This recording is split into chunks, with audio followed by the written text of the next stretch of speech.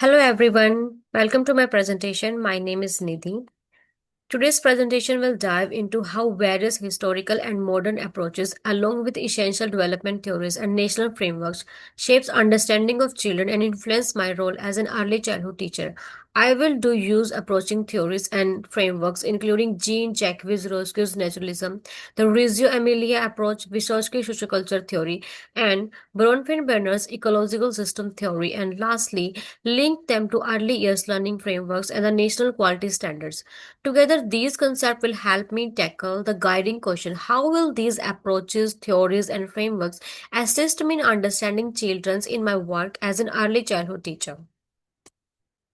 According to 2024, Jean-Jacques Rousseau's philosophy defines a natural child as born with innate goodness, learns through direct experience, and their development take place through natural timeline.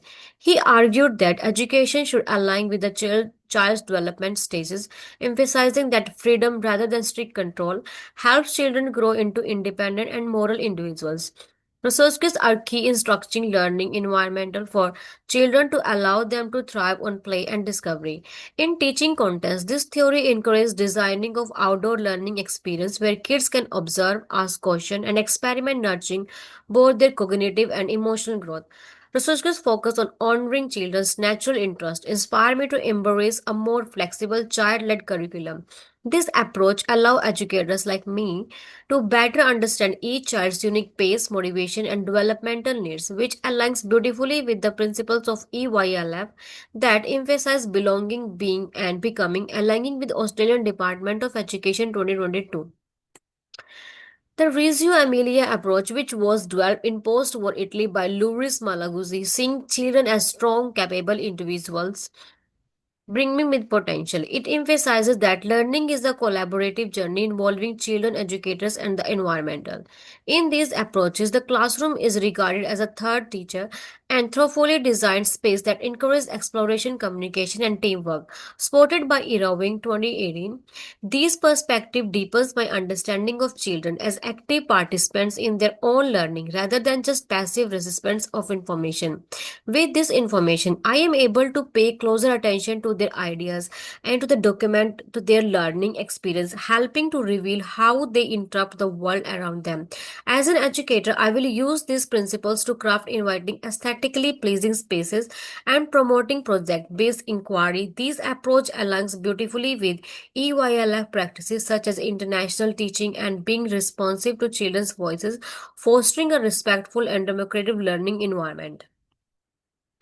Lev Vygotsky socioculture theories outline social interaction and cultural experience as key avenue for children's learning and growth. He introduced the concept of the zone of permission developmental, which refers to the gap between what a child can do on their own and what they can achieve with a little help. By using scaffolding, teachers and peers can offer support that gradually helps children becoming independent learners.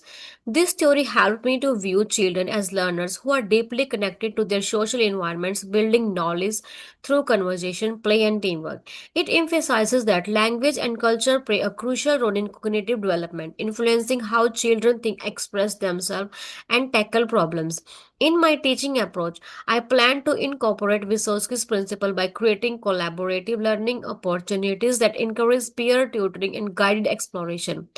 Tying this back to the early years learning frameworks, I view that educator's role as a co-learner, someone who enhances children's thinking and nurtures their sense of belonging and identity through meaningful social interaction.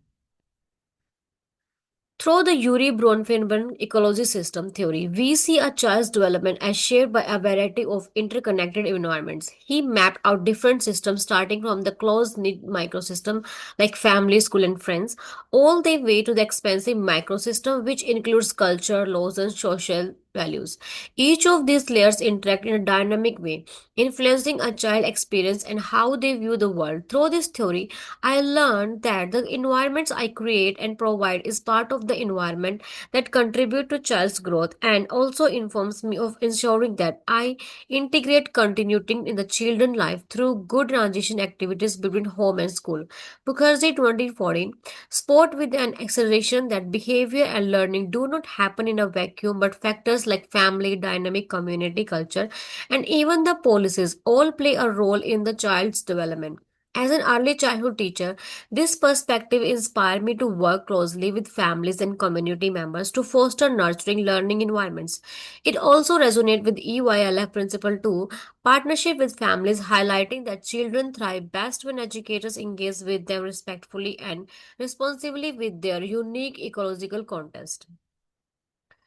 The early years learning framework is based on its three core principles and core pillars belonging, being, and becoming. Meaning, children from secure relationship presently engage as active learners and grow into whole being with full identity through development. Critically, this framework borrows heavily from the theories and approaches discussed above as it encourages autonomy, naturalism, and independent learning. This framework also encourages awareness on diversity and Aboriginal and Torres Strait Islander perspective. This sensitivity to both indigenous culture and current social diversity will help me structure learning based on integrative strategies like play-based learning, holistic approach, international teaching, and building partnership with families. All this help will help me create nurturing environments where every child feels appreciated and supported. I see each child as an engaged, capable learner and decision maker. It inspires me to design experiences that foster curiosity, independence, and a strong sense of belonging. The National Quality Standard (NQS) outlined a national benchmark for early childhood education and care across Australia. It highlights the seven key quality areas that focus on ensuring children's safety, well-being, and learning through high quality and verified practices and commitment to continuous environment. SSQR's 2020. The seven key areas in these frameworks are like educational programming, building relationship, creating a supportive learning environment, and effective leadership. When it comes to children's education program and practice, Associates 2020 outlined that educators must deliberately design learning programs that are extension of the child growth and development in way that foster authenticity and independence.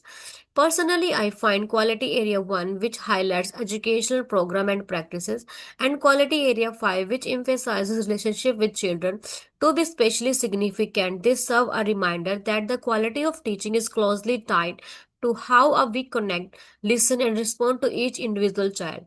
The NQS also promotes effective and evidence based practices, which helps me continuously improve my teaching method and stay accountable. Here is my references which I used in my presentation. Thank you for listening.